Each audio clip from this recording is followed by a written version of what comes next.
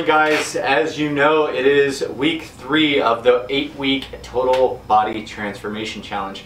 Now, I know a lot of people are going through different things as far as some people are sick, some people are this, some people are that.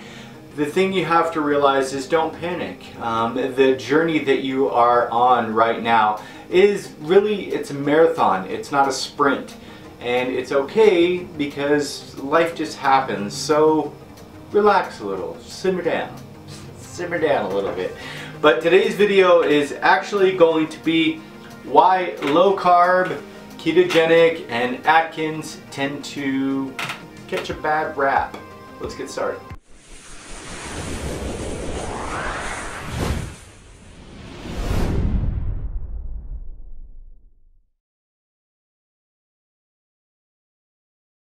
Okay, so the first and I think probably the most important thing that you have to realize is once you become fat adapted, your need or want for food tends to go down. Now, that being said, number 2, this will create a direct effect on the amount of food you need to purchase and or consume. What do you think that does? Instantly, if you are consuming less food and purchasing less food, what does that have an effect on? It really comes down to profits. So large corporations it takes millions and millions of dollars to run these companies, but they also have to make millions and millions of dollars to be able to profit. But if you're eating a lot less food, it doesn't matter to them if you're losing weight or if it's healthier. It doesn't matter because quantity in is quantity in. Less quantity in is less quantity in. So to be honest, if I owned a large food corporation and you started eating something that made you eat less and made my profits plummet, I would probably throw out some propaganda or at least scare you into thinking whatever you were doing was probably a bad thing. If you think about it, I'm sure there's plenty of food lobbyists or whatever, if that even exists, that are working on freaking you out about these things. But let's be completely honest, no matter where you go, doctors, they don't get money from you being healthy. They don't be like, hey Jonathan, how you doing this month? I'm doing great, okay, bye. Zero money. They got zero. They got nothing for a good health checkup. But in the in the reverse of that, if you go in there and you have high blood pressure and your cholesterol is all out of whack and you're overweight and your joints are killing you, you leave there with 5 different medications and they get $1,000 a month from the insurance because for whatever reasons they're trying to band-aid all these problems, not actually fix what could technically be wrong with you. When you're low carb, low sugar, and which you are on ketogenic or Atkins, you tend to crave much less food. Therefore, you're not stopping at fast food restaurants, you're not picking up all these random Coke products and stuff like that throughout the day. At best, you may accidentally drink too much caffeine in a day and then end up falling apart and having some type of sugar cravings or something like that. But usually, when you're limiting the carbs and limiting the sugar, you don't crave what you don't have or what you don't need. After a few days, just 3 or 4 days, they literally start to just go away. Again, inadvertently affecting big industry, okay? So, if you keep looking at how this boils down, a lot of people that are telling us that this is bad is like nutritionists or doctors or the Federal Drug Administration or companies that regulate food products, nutrition facts and things like that. Yeah, okay, so you're telling me green beans, chicken breast, lettuce, and olive oil, which is healthy fat, and avocados and tomatoes, and all of those things are bad for me? Well, that's funny because those are all the things that were regularly available for, like, I don't know, the last 1,000 freaking years. And we're here today, right? McDonald's wasn't around 1,000 years ago, and we also didn't have people that were 600 or 800 pounds on a regular basis 1,000 years ago. It just wouldn't work. You wouldn't be able to function on a daily basis. The last and final thing I feel that is a big factor on why, and I'm not trying to take on big business, okay? Everything has its place. If you're a person that likes carbohydrates, or you're a person that likes beans or rice, that's fine, but you got to remember those things are very easy to produce in large quantities. It's just like if you have a really basic candle, okay? You got a basic freaking candle. No scent, nothing, just a candle. A candle does one thing and it lights up. What is it? A quarter? Then you go over to a candle that is just like got this amazing smell, and it's got commercials, and it's got a beautiful package and everything, and it smells good, it makes you feel good, it does all these things. Boom! $12, $15, $25, $40 candle from 25 cents. Okay, so the rice and beans, maybe they're 25 cents, but they mark them up to $1. Lots of profit margins, right? But the really beautiful candle that makes you feel good and does good things for you and you get happy about it and stuff like that, maybe that's the keto products or the Atkins products or something like that. And it takes a little bit more to be able to make the product.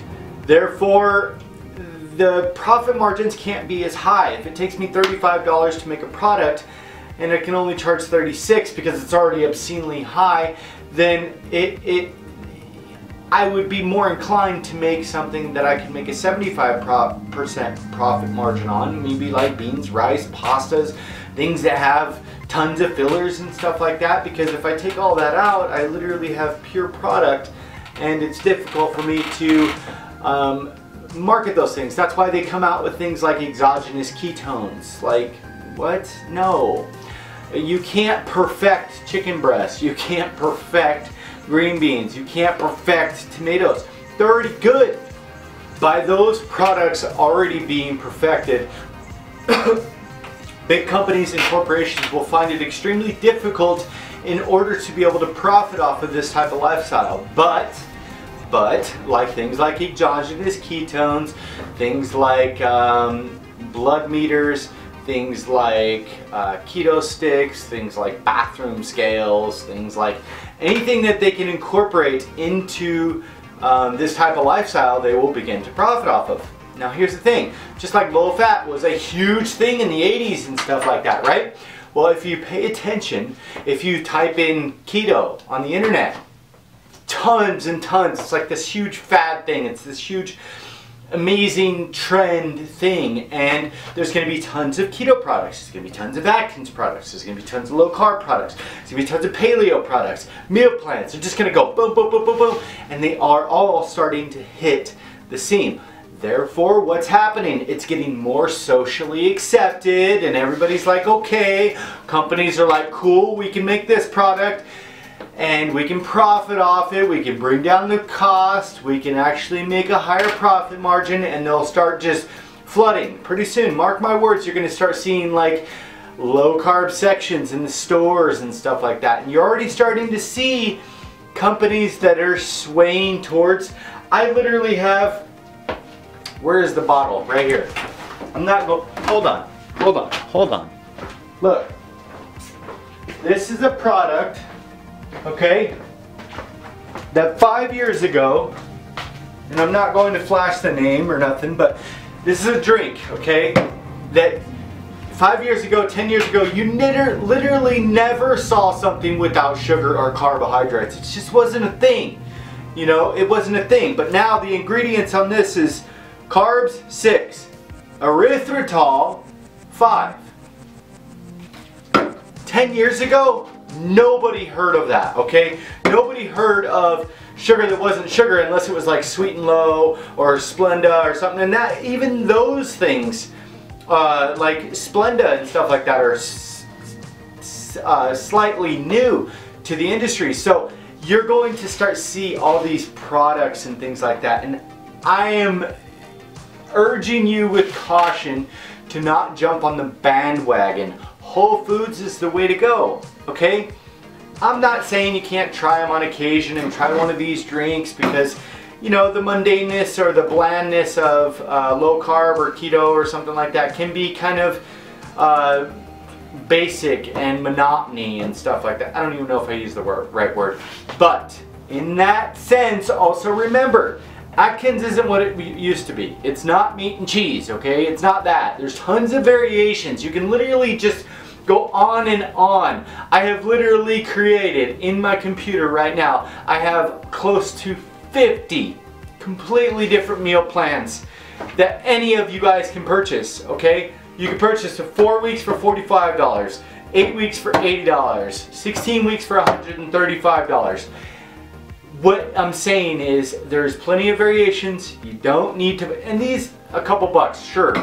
You don't need to be buying products that are going to get you into ketosis faster. You don't need to be buying fat burning pills. You don't need to be buying all that, you guys. We know what works, okay? Like I said, the chicken breasts, the broccoli, the cauliflowers, the zucchinis, the olive oils, the avocados, and these things are good foods. The mayos, the tuna, the celeries. You can do so many different variations with these foods, trust me. What you have to remember is that it is going to be a huge influx in the very near future, and this stuff's going to be hitting you left and right. Keep your mind on whole foods, and that is literally your #1 tip for this entire challenge. Focus on the whole foods that you know work, okay? If you don't know what works, ask.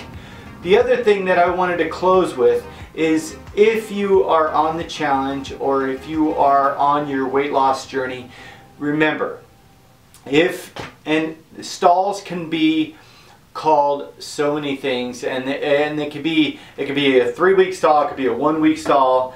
I personally say if you don't see a change for like more than 2 weeks, I would say something. Ask me a question. Also, before you ask me a question, listen to what I'm about to say. If you don't know what you're eating, you say, well, I think I'm eating between 12 and 1500 calories a day. Okay, is it 12 or is it 15? Which is it?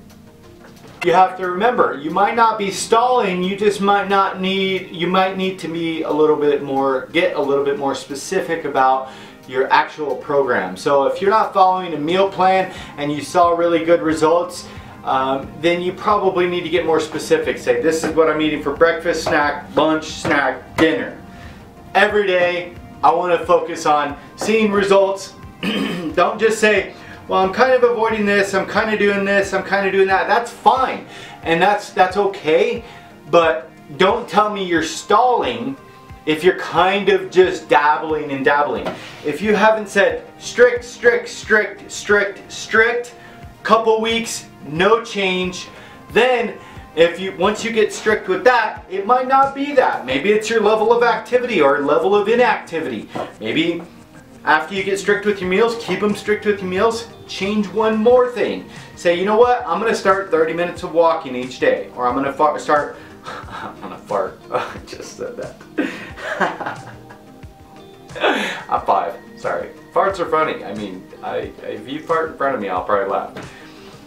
Old people fart a lot in the stores. Have you noticed that in the grocery stores? I laugh every time. I have to leave the aisle.